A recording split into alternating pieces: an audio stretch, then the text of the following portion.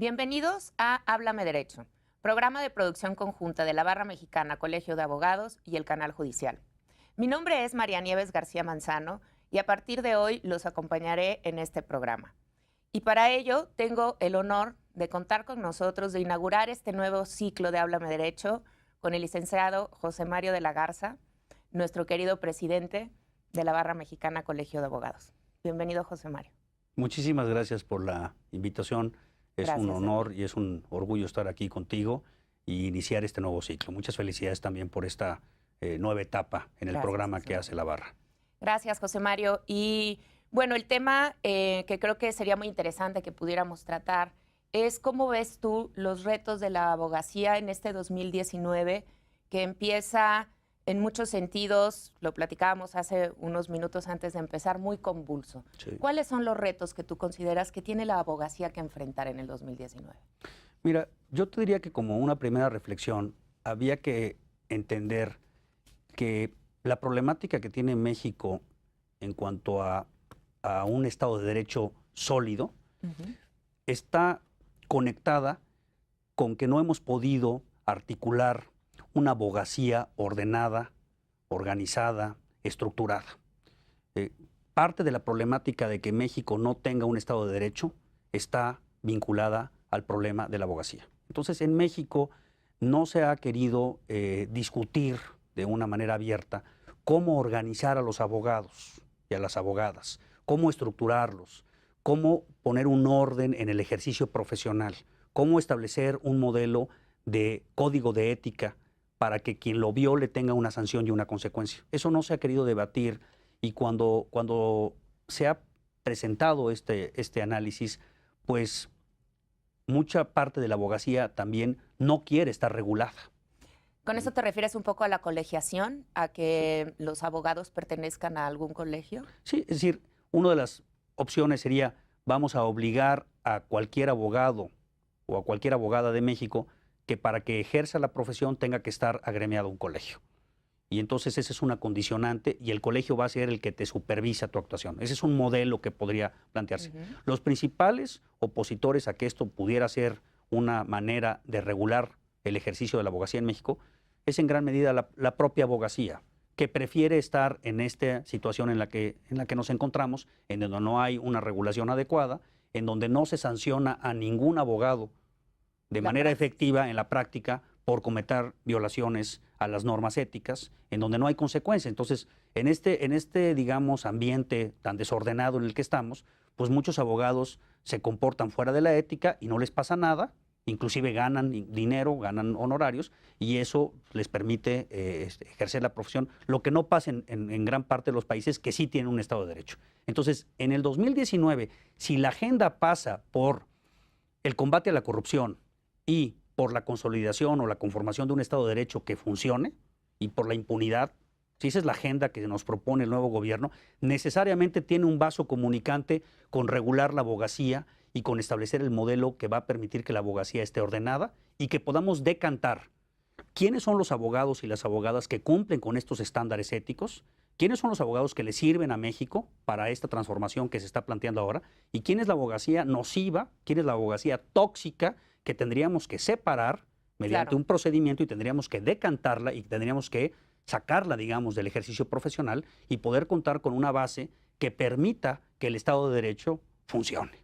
Me parece muy interesante lo que dices porque tiene que ver con asumir nuestra responsabilidad como abogados en las fallas que tenga el Estado de Derecho, ¿no? Generalmente uno habla del Estado de Derecho, los propios abogados, como si fuera algo que está en manos de el Poder Judicial, del Poder Legislativo, pero no que nosotros realmente incidamos en el Estado de Derecho, pero en el momento en el que uno se da cuenta de algo, no le queda más que hacerse responsable de ello. Claro. Entonces, me parece muy interesante ese punto de vista, porque entonces nosotros tendremos que hacernos cargo de lo que nos toca en que no funcione el Estado de Derecho, ¿no? Y resolverlo. Yo pienso que la abogacía le ha quedado de ver al país, porque no hemos asumido esa responsabilidad. Y porque hemos preferido mantener este desorden en el que estamos y hemos preferido que la abogacía se comporte de esta manera y no hemos asumido el reto de decir esto no puede ser. Nosotros tenemos que cambiar. O sea, esto no puede funcionar. Nosotros tenemos que crear un sistema en donde podamos saber quiénes son los abogados que estudian de manera continua, darles una certificación, establecer certificaciones por materia. El justiciable, digamos, el cliente que va en busca de un abogado o de una abogada y que va en busca de resolver un problema, tendría que tener una herramienta objetiva para poder evaluar si esa persona le va a resolver o le va a prestar el servicio adecuado. Hoy no existe eso. Y entonces tenemos profesionistas que están diciendo que pueden resolver cualquier tipo de problema jurídico. Tú sabes que el sistema se ha vuelto extremadamente complejo. Entonces tendríamos que decir, a ver, los especialistas en materia familiar y que se dedican a resolver los problemas de familia que son extremadamente complejos, ¿quiénes son? ¿Qué certificaciones tienen? ¿Qué garantía tengo yo que voy a ir a contratar a estos profesionistas en que conozcan la materia y que puedan resolverlo? Eso hoy no existe en México. Entonces, lo que también estamos generando es un problema con respecto a las personas que van en busca de la abogacía y que muchas veces son defraudadas, engañadas, se les cobran honorarios y no se les dan los servicios, y entonces eso tampoco funciona para los usuarios o para los justiciables. Y que no hay con quién quejarse, ¿no? O sea, que finalmente puedes tener un abogado que no le da seguimiento a tu caso, que se le pasan los términos, ¿no? Por ejemplo, que es algo que sucede con frecuencia.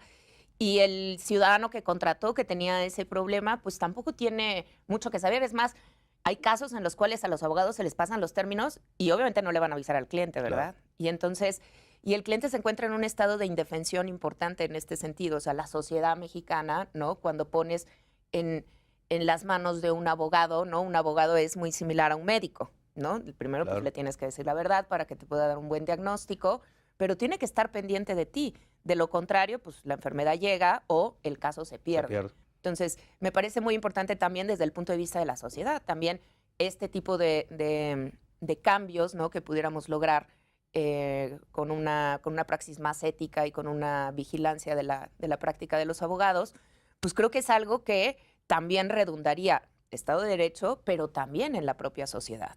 En el acceso a la justicia, mira, los datos que tenemos en relación a la abogacía en nuestro país son los siguientes. Más o menos hay alrededor de 1 millón de personas a las que se les ha dado una cédula profesional para ejercer la abogacía. No hay un dato en cuanto a que podamos saber cuáles realmente están ejerciendo la profesión. Luego, tenemos más de 1,800 universidades, escuelas, institutos que ofrecen la carrera de Derecho. Y más o menos se abre una nueva universidad por semana que ofrece la carrera de Derecho, ¿no? Entonces, tú tienes una oferta muy amplia de todo tipo, ¿no? Universidades de muy bajo nivel, universidades de alto prestigio, pero ahí están esas universidades que están ofreciéndole a los jóvenes convertirse en abogados. ¿Alguna vez pensamos si se podría controlar el acceso a la profesión? Es decir, que el control fuera ahí, vamos a pensar. Sonaría lógico. Platicándolo con gente de la Secretaría de Educación Pública, la reflexión es compleja, pero hay que entenderla así.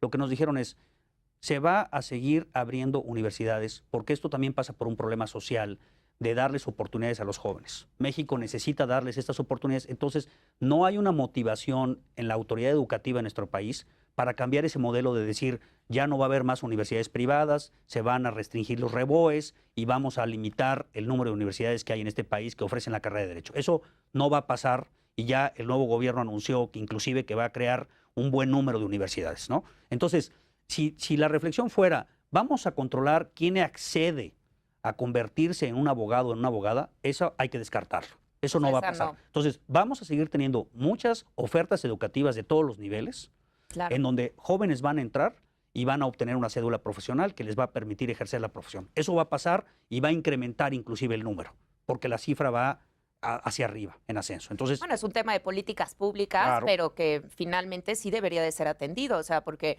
tú con las políticas públicas educativas guías al país en 20 años, ¿no? Pero son políticas que estableces hoy y que se ejercen, ¿no? Y que tienen resultados dentro de 10 o 15 años.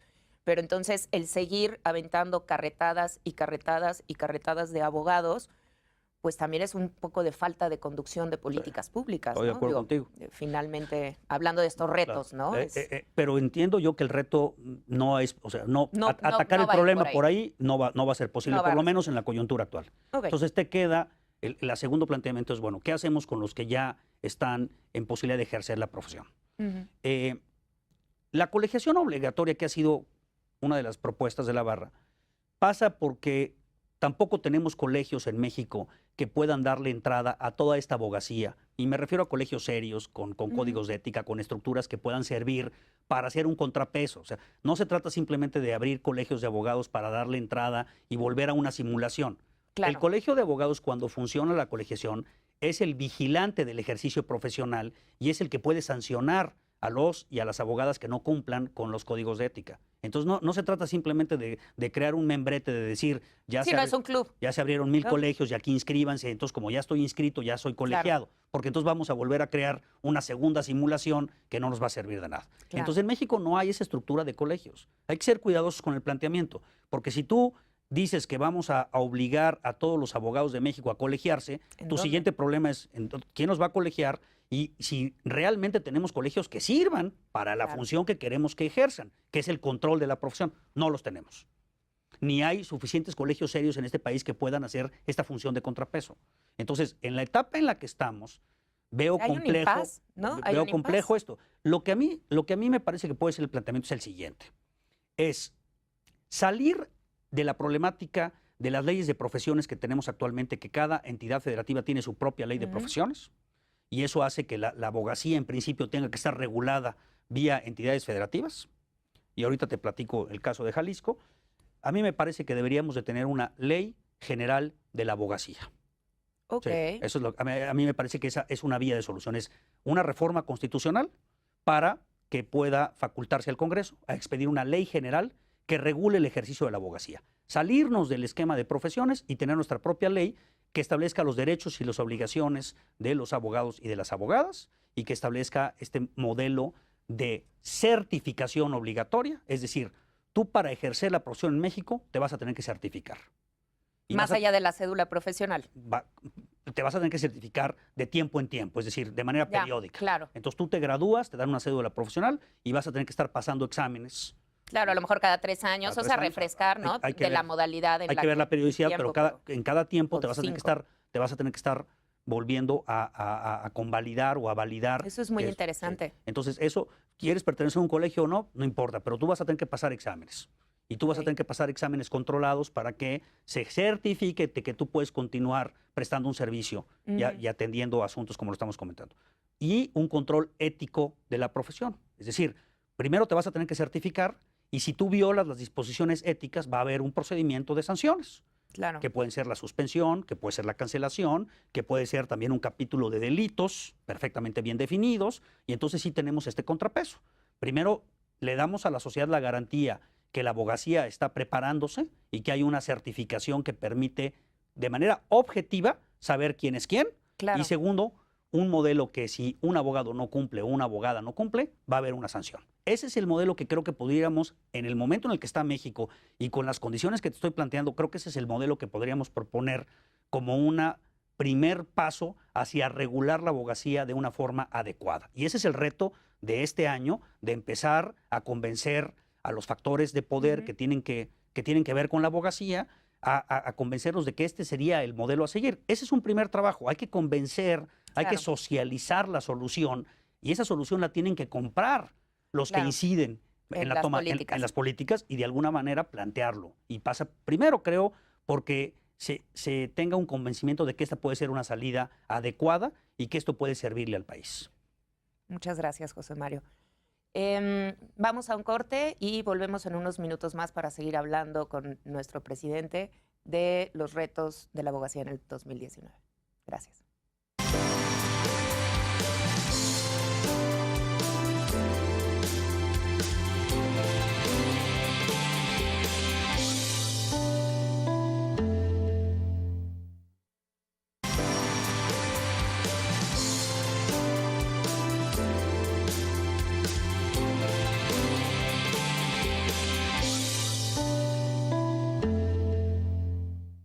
Bienvenidos de regreso a Háblame Derecho, programa de producción conjunta de la Barra Mexicana, Colegio de Abogados y el Canal Judicial. Mi nombre es María Nieves García Manzano y el día de hoy estamos platicando con el licenciado José Mario de la Garza, presidente de la Barra Mexicana, Colegio de Abogados, conversando respecto a los retos que tiene la abogacía en el 2019. José Mario, en el bloque anterior Me comentaste algo respecto a la Ley de Profesiones de Jalisco. Cuéntame. Sí. Mira, en Jalisco modificaron la ley de profesiones recientemente y ellos ya establecieron un sistema de certificación obligatoria y establecieron un sistema de cédulas profesionales locales. Ok. Entonces, ¿cuál es la situación de Jalisco? Que para un abogado o una abogada ejercer la profesión allá, va a tener que obtener una cédula local y va a tener que someterse a los procedimientos de certificación de educación continua, que son, ellos lo establecieron cada 5 años. Entonces, este ya es un modelo que ya está operando, la ley ya está vigente, ya se está creando esta estructura para la certificación y ya estamos viendo que los estados están avanzando en regular las profesiones de otra manera.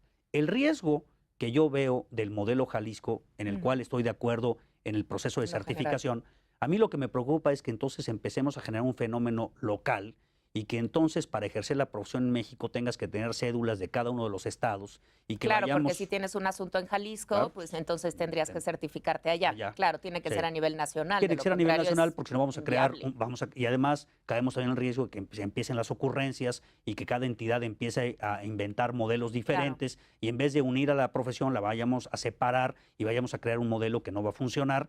Ya pasó este escenario con la ley de transparencia cuando empezó a ser un tema local y empezaron los estados a legislarlo hasta que alguien dijo, no, bueno, el modelo de transparencia tiene que ser horizontal y tiene que funcionar igual en todo México, ¿verdad? Y entonces me preocupa un poco el modelo Jalisco porque otros estados están copiando ya y hay iniciativas presentadas. Sinaloa también está ya con una ley aprobada y entonces que se empiece a utilizar este modelo en lugar de tratar de generar algo que funcione para toda la abogacía en México y que tú, si tú vas a contratar a un abogado en Campeche, sea con los mismos requisitos y el mismo estándar si vas a ir a Baja California. ¿Verdad? Eso también nos permitiría una regulación homogénea y que la persona que va a contratar sepa cuáles son estos requisitos y que no tengas que estar fragmentándolo. Entonces, el modelo Jalisco, aunque es bueno en cuanto a hablar ya de certificación obligatoria, me parece que corremos este riesgo de irnos fragmentando en vez de unirnos. Entonces, habría que tener cuidado. Llegó un asunto a la Corte cuestionando si se viola o no la Constitución en cuanto a establecer cédulas locales, pero el asunto no fue adecuadamente planteado y no se pudo estudiar este tema. Pero creo que cabría la posibilidad de que la Corte analizara si es violatorio o no de la Constitución el que una entidad federativa ponga esta restricción de cédulas locales. Valdría la pena que llegara el asunto a la Corte, porque sí, desde mi punto de vista, sí se viola la Constitución y el Pacto Federal al desconocer, digamos, las otras cédulas profesionales, porque no te las valdrían en Jalisco, ¿no? Sí, bueno, y finalmente si fragmentas y generas una hidra, un monstruo de 1000 cabezas, porque no podrías, se vuelve algo muy localista y en cierto sentido también proteccionista por parte de los estados, ¿no? Porque tú vas a tener tu plantilla de abogados locales, que son los únicos que pueden litigar en tu estado. Entonces también creo que puede generar un proteccionismo grande, o sea, por ejemplo, nosotros pues únicamente podríamos entonces litigar en la Ciudad de México, asuntos en la Ciudad de México, lo cual no tiene mucho sentido, ¿no? Coincido. Entonces, bueno, pero bueno, el avance ahí hay un avance ya, digamos, por lo menos ya hay una aceptación de la certificación obligatoria. Quizás habría que estudiar el modelo Jalisco en cómo implementaron la certificación o cómo lo están haciendo y quizás se pueda servir como una reflexión que te dé la base para hacer el modelo a nivel federal. Ese podría ser un planteamiento de salida, ¿no? ¿Ves posibilidades que eso se pudiera hacer en fechas próximas? O sea, ¿crees que pudiera haber un impulso que este año esto empezará a generarse como un tema? Mira, esto se tiene que generar a partir de la unión de la abogacía, ¿no? La Barra Mexicana Colegio de Abogados es un actor importante, pero esto tiene que ser un movimiento de unión. El año pasado se logró la formación del Consejo General de la Abogacía, en donde participa el ilustre y nacional Colegio de Abogados y la ANADE, que es la Asociación de Abogados de Empresa, como una primera estructura de representación de la abogacía y de aglutinar a la abogacía que está dispuesta a adoptar estos modelos. Creo que ese es un avance en que pudiera haber un interlocutor con el nuevo gobierno. Lo hemos platicado ya en una primera fase con Julio Scherer, que es el consejero jurídico del presidente de la República. Le parece que es una buena propuesta. Creo que hay que de alguna forma redondearla, consolidarla, fortalecerla y creo que mucho es socializarla, que tenga aceptación, que se vea que tiene sus beneficios y creo que sí se podría dar quizás un primer paso hablando de una reforma constitucional como un primer paso para darle pauta al Congreso que legisle en materia de abogacía y que pudiéramos dar ese primer paso y después tener ya una iniciativa de ley que pudiera avanzar en ese sentido. Creo que sí se puede y sí se debe. Claro. Mientras no organicemos a la abogacía, no pidamos que funcione el Estado de Derecho. O sea, Sí, si por queremos supuesto, Estado de Derecho y volvemos al queremos que tema. esto funcione, los operadores del sistema, que somos los y las abogadas, Claro. tenemos que estar en un proceso de certificación, de control ético. O sea, no va a funcionar el sistema en México si no empezamos por organizar a quienes los operan. O sea, Claro. si tus operadores no están en un contexto de orden y no los tienes regulados, pues ¿cómo piensas que tu sistema va a funcionar si los operadores no sabes ni quiénes son ni cómo actúan? Entonces, Claro, de acuerdo, me parece, sí. Volvemos al tema de la responsabilidad, Sí. ¿no? De los abogados como parte de este sistema, sí. que a lo que no estamos abonando necesariamente todos, ¿no? Ese te diría sería un primer reto que yo veo en el 2019. Un segundo reto es el tema de las mujeres en la abogacía. También lo plantearía como un reto en el 2019. Mira, si tú haces un análisis de quiénes están estudiando derecho en este país, Ujú. y si tú vas a ver a estas 1.800 universidades y vas y ves cómo está, tenemos ahorita el 50% de alumnas son mujeres y el 50% Es paritario. es paritario. Ok.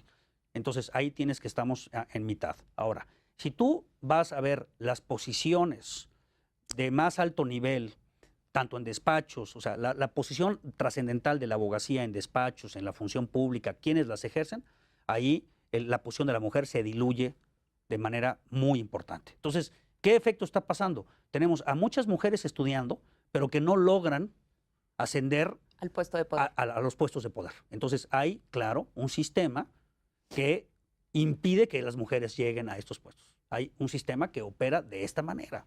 Claro. Sí, porque no puede ser que tengas 50% de mujeres estudiando y cuando llegas a los mejores despachos de abogados en México, pues ves que no hay Sí, socias que no hay o muy ni pocas, ¿verdad? 30%. Entonces, Se yo creo pierde. que ahí hay un gran reto. El gran reto es, si tenemos a esta gran cantidad de mujeres estudiando y además cuando les preguntas a los rectores y a los directores, te dicen que en términos generales las mujeres son muy buenas estudiantes y son muchas Somos muy veces matadas. y son muchas mejores. Entonces, bueno, entonces algo está pasando. Si tenemos a muy buenas estudiantes, ¿por qué no están llegando a las posiciones? Porque Claro. el sistema opera para que no lleguen.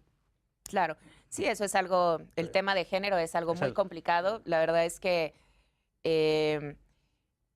aún es el mejor momento actualmente. Yo creo que el siglo XXI es el mejor año, el mejor siglo para ser mujer, ¿no? En la Claro, historia del claro. ser humano. Pero definitivamente todavía hay muchos retos por delante y hay muchas resistencias que romper, tanto por parte de los hombres como por parte de nosotras, las propias mujeres, Claro. que a veces nos cuesta también trabajo tener que sacrificar algunas cosas para poder obtener un puesto de poder, ¿no? Y entonces, por Sí. una parte el sistema, por otra parte Claro. nosotros, pero yo creo que en ese sentido los avances son grandes y pues en la barra particularmente, no creo que en ese Dimos sentido ha un habido, paso. Dimos se un han paso dado hacia grandes adelante pasos. con la elección de la primera vicepresidenta mujer en 96 años, a Sí, Claudia es- de Buen, que ya claro. es un primer paso de acercamiento a esa línea. Creo que también pasa por una reflexión de entender el modelo de trabajo del abogado, porque el modelo está diseñado para que el trabajo lo realicen hombres. Y no hay un modelo todavía en México que adapte a las condiciones de una mujer que puede estar teniendo hijos, que puede tener, digamos, unas circunstancias que en un momento de su vida le permiten trabajar de otra manera. Y entonces el modelo de negocio, déjame ponértelo así, está estructurado para que el que ocupe estas posiciones de donde están los mayores ingresos sean los hombres que no están vinculados con la maternidad, que no están Claro, vinculados. con- Entonces, sí. el modelo también siento que si tú quieres forzar a una mujer a llevarla al modelo actual, pues también esas mujeres han tenido que sacrificarse mucho porque tienen que romper estos esquemas y eso Claro. es un sacrificio muy importante que estamos obligando a que lo hagan porque las queremos llevar a este modelo. Creo que entonces también la reflexión pasa por decir, bueno, ¿cómo podemos crear un modelo que sea rentable para los despachos? Claro. Pero que le permita a las mujeres, en la coyuntura de ser mujer y reconociendo esta característica, que le permita también desarrollarse y tener crecimiento dentro de las firmas. Porque, ¿qué pasa?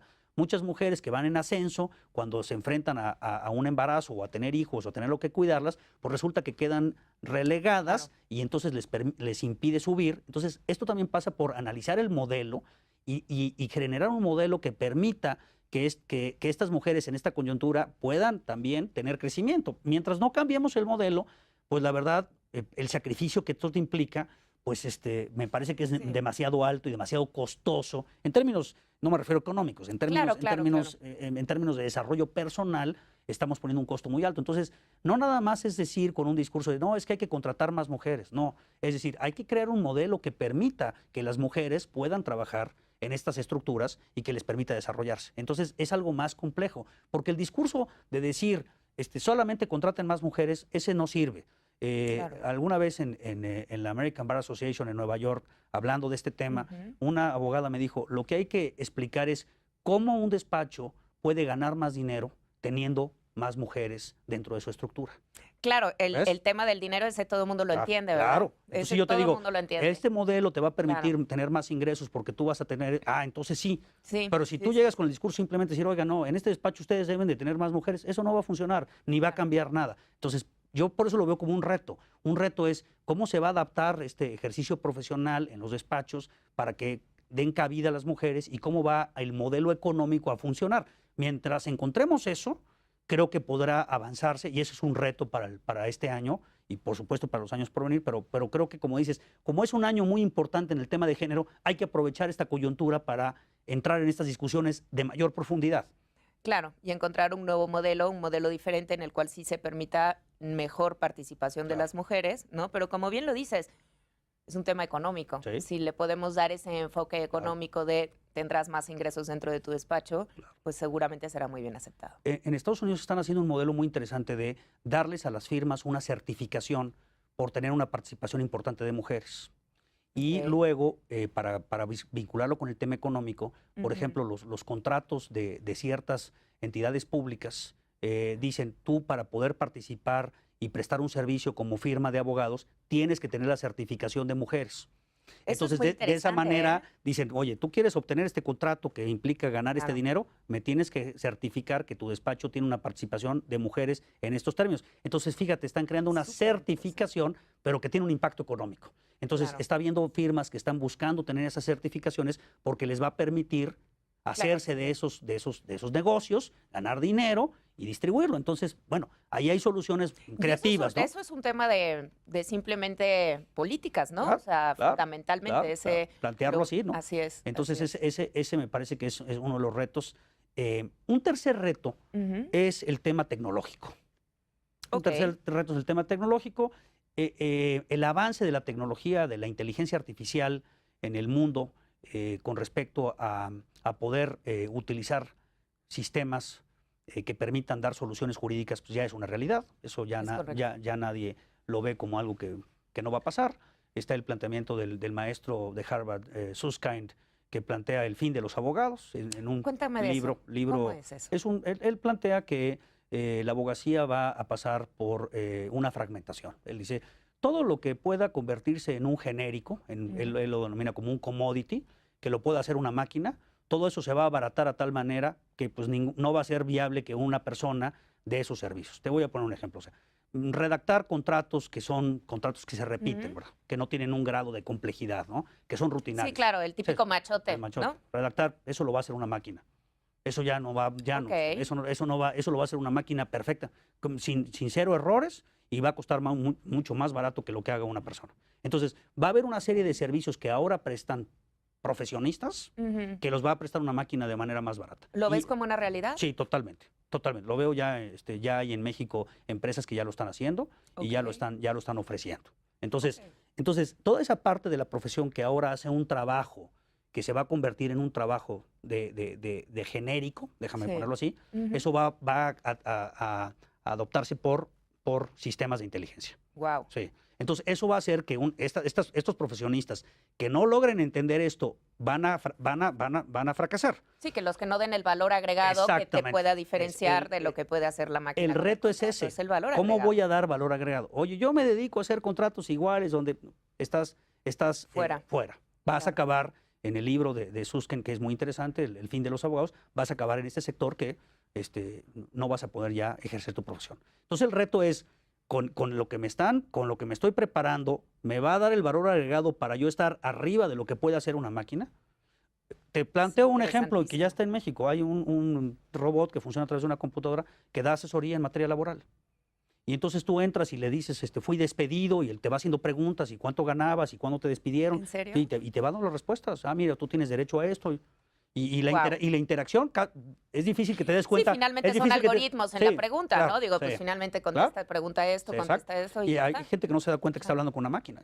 O sea, Qué sí, la interacción. interesante, José Entonces, Mario. eso ya está aquí. Entonces, si nosotros tenemos a miles de jóvenes estudiando, Ujú. más o menos hay una población de unos 300,000 jóvenes estudiando la carrera, y no les decimos que esto va a pasar, y tenemos a este otro sector que ya está ejerciendo la profesión, y no les decimos que esto va a pasar, y que va a venir grandes empresas a hacerse de este mercado, Sí, claro, sí, si no, sí, van a venir por este claro. pedazo del mercado y lo van a capturar. Lo va a capturar IBM. IBM ya tiene Claro. una máquina que se llama Watson, que da asesoría jurídica bastante compleja en Estados Unidos sobre casos de litigio, por ejemplo.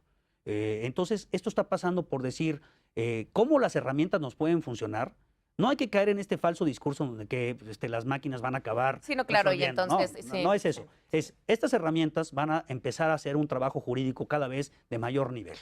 claro. Entonces, estas máquinas que nos van a ayudar a nosotros van a ocupar una parte de lo que nosotros estamos haciendo. Entonces, ahí vienen dos temas. ¿Cómo me preparo para que la máquina no sea que haga lo mismo que yo hago? Ujú. Y también fíjate que se está discutiendo en el mundo cómo se cobran los honorarios cuando la asesoría la prestas a través también de una máquina. Se planteó en Estados Claro, Unidos, es ¿no? interesantísimo, claro. Interesantísimo. Oye, pues si es una máquina, pues no me cobres $500 la Claro. hora, ¿verdad? Tienen a este Watson, y Watson ya resuelve problemas muy complejos, ya tiene una Ok, estructura ya bastante está como en compleja. $300 la hora. No, y alguien decía, lo que pasa es que cómo recuperamos las firmas la inversión de haber adquirido Claro, este sistema, por ¿no? supuesto. Y fíjate, y pasa otra cosa. ¿Cómo se va a desplazar la abogacía? Porque los que no tengan recursos para adquirir estos sistemas, Ujú. pues también van a quedar relegados. Entonces, las firmas de abogados Claro. que no puedan adquirir esta tecnología, Claro, pues claro. también va a haber este problema del desplazamiento, y quizás también de potencializar firmas que sí tengan recursos para esto. Entonces, viene un gran reto. ¿Cómo Sí, preparamos a los interesantísimo. jóvenes para esto? ¿Cómo Ujú. preparamos a la abogacía que ya está? Claro. ¿Cómo se va ¿Cómo se va a traducir esto en la parte económica cómo se va a vivir de la profesión? ¿Cómo se va a cobrar de la profesión a través del uso de máquinas? Entonces, para mí esta es una gran discusión que además me preocupa que no la estamos teniendo en México. No, la verdad yo nunca lo había escuchado y me parece Está ausente de la interesantísimo. discusión, y creo que sí implica el análisis de decir qué vamos a hacer, qué va a hacer la barra mexicana Colegio de Abogados ante este planteamiento que ya está aquí, y cómo vamos nosotros a cambiar la manera en la que ejercemos la profesión. Si nosotros mantenemos el modelo que tenemos actual, ese modelo va a acabar totalmente superado, ¿no? El comparativo le llaman el fenómeno Uber, ¿no? El fenómeno Ok, Uber, ok. que también le va a pasar a la abogacía, ¿no? Ya, Los que no se claro. dieron cuenta que el servicio de movilidad iba a ser de esta forma, Claro. ¿verdad? Pues acabaron quebrados, ¿verdad? Los que no se dieron cuenta que la profesión se va a uberizar, Claro. ¿verdad? Sí, ¿verdad? que la tecnología Que la también nos tecnología, está llegando que a la todos. tecnología va a hacer esta transformación. Lo Sí. que pasó con Airbnb, lo Sí, que sí. pasó con Uber, lo que pasó con Kodak. Sí, Kodak claro, fue una empresa todos. que les dijeron, la tecnología va a impactar la forma de tomar las fotografías, va a desaparecer el rollo fotográfico. Nunca lo creyeron. Y dijeron, quebraron. nunca va a pasar esto, nunca Claro. va. Y bueno, pues Kodak quebró, siendo una empresa. Sí. Entonces, muchos despachos se van a enfrentar a quebrar porque quizás no ven este tsunami tecnológico que va a venir. Y yo creo que en eso mucho la salida es la preparación continua, ¿no? O sea, finalmente el claro. estarte preparando Sí, claro. continuamente para poder hacer frente a este cambio tecnológico, porque Sí. de otra manera no veo cómo pudiéramos, digamos que enfrentarlo, Sí. ¿no? O sea, Va con de más la mano, y María con Inés. interdisciplinariedad, yo creo que también, ¿no? Porque finalmente abrir el punto de vista de la abogacía también a la interdisciplinariedad, a otras disciplinas que convergen en un juicio, en un Claro, asunto, claro. y eso sí te va a diferenciar, ¿no? Completamente de lo que pueda hacer Sí, únicamente alguien que está sí, contestando una demanda y con unos algoritmos específicos, Claro. ¿no? Yo creo que el valor agregado será la preparación y la inteligencia, sí. ¿no? Que cada quien le ponga y ver ese punto de vista interdisciplinario. De otra manera, El gobierno de los algoritmos es un tema que se va a impactar a la profesión de una manera importante, y sí, los que no estén a la altura, va a fragmentarse y va a quebrarse su profesión desde ese punto de vista, y van a estar sufriendo las consecuencias de no poder ya encajar en el nuevo modelo. claro. Volvemos en unos momentos para seguir platicando con el licenciado José Mario de la Garza. Gracias.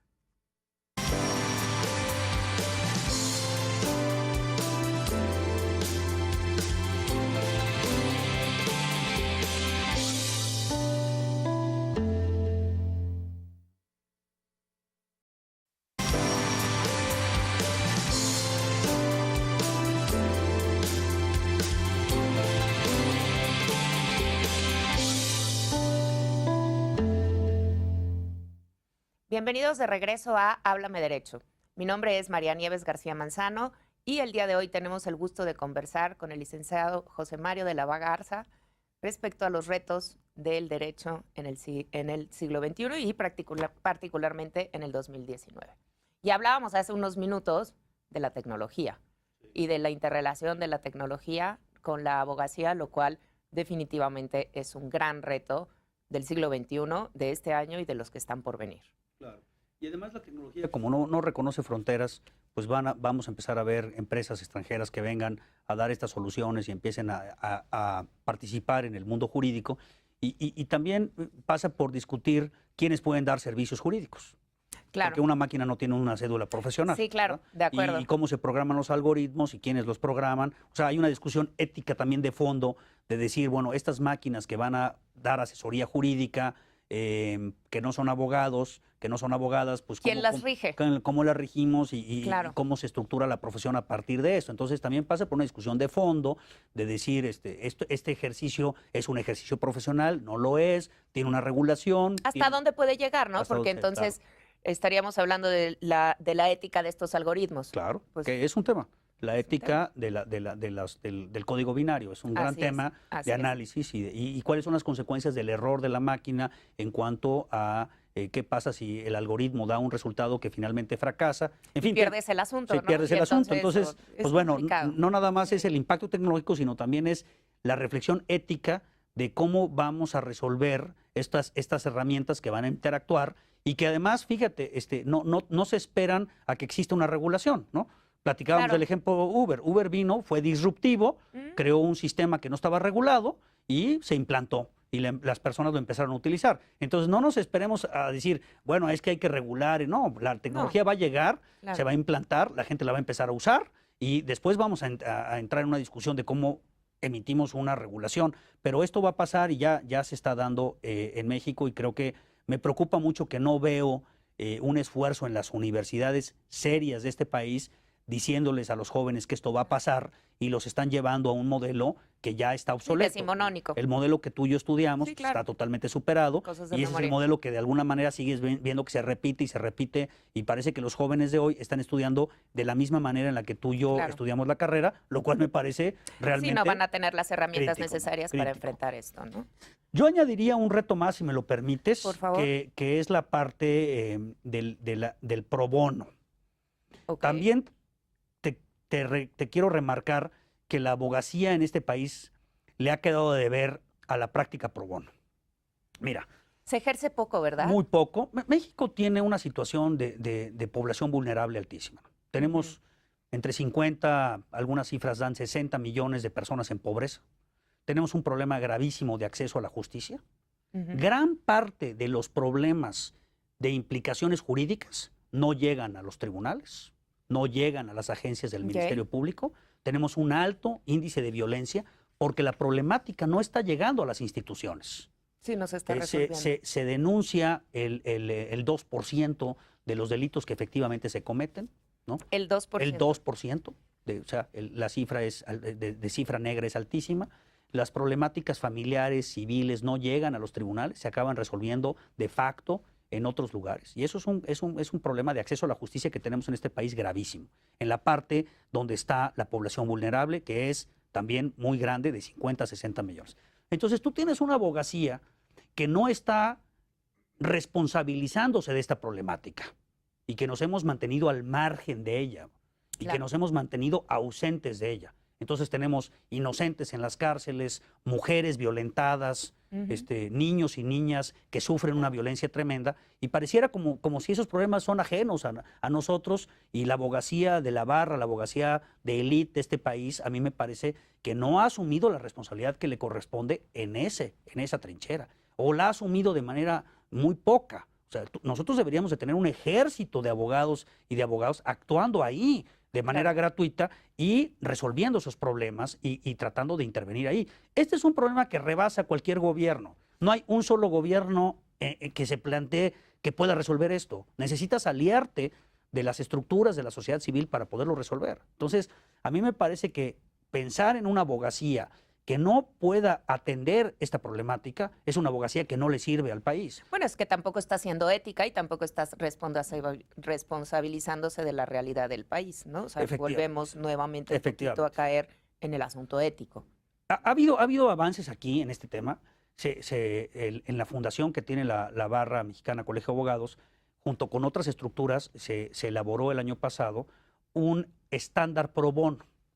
Y me parece que este es un documento muy interesante que se difunda, que se comente, porque estos estándares lo que están diciendo es, si tu firma de abogados, y estoy hablando de firmas de abogados de una persona o de 100 personas, ¿verdad? El concepto, de cualquier tamaño. Si tú quieres certificarte como una firma que realizas trabajo pro bono, estos son los estándares que tienes que cumplir.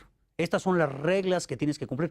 Muchos hacen algún trabajo, alguna asesoría, alguna persona que les llega, pero no lo estamos haciendo. A mi chofer le voy a ayudar. Exacto, una persona amiga, pero no lo estamos haciendo de manera ordenada, estandarizada, medible. Entonces, estos estándares lo que pretenden es que las firmas puedan tener un proceso de certificación. Y te voy a decir a dónde queremos llegar. Y por eso lo veo como un reto en el 2019. Lo que queremos es que este estándar se generalice y que tengamos firmas certificadas con cumplimiento de estándares pro bono y que empecemos a generar una visión también de los empresarios que contratan estas firmas y que empiecen a preguntarles, oye, ¿y tú qué estándar pro bono tienes? Como una interlocución. Necesitamos cambiar la forma en la que se contratan a los abogados. Un poco lo de las mujeres también que comentábamos hace rato, ¿no? Estándares y este es un estándar pro bono. ¿Cuál cumples? Yo diría, el estándar es decir, dime tu educación continua, ¿cuál es? Dime tu código de ética, ¿cuál es? Y cómo lo puedo yo implementar. Si tú fallas, ¿cuál es el mecanismo?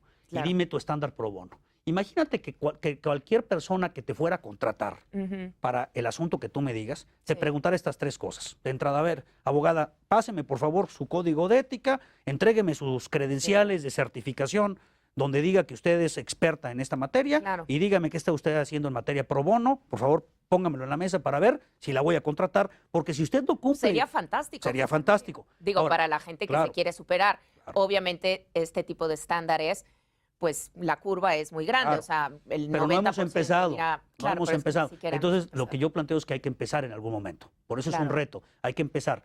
Si nosotros empezamos a cambiar la mentalidad de cómo se contrata a los servicios, porque mira, te voy a poner un ejemplo. Una empresa automotriz, para comprar un tornillo, le pide a ese proveedor una carpeta de certificaciones de todo tipo, ¿verdad? Y van a ver la planta y ver cómo está, las condiciones, y todos los certificados ISO, y bueno, hacen un escrutinio pormenorizado de ese proveedor para ver si les va a cumplir, ¿no?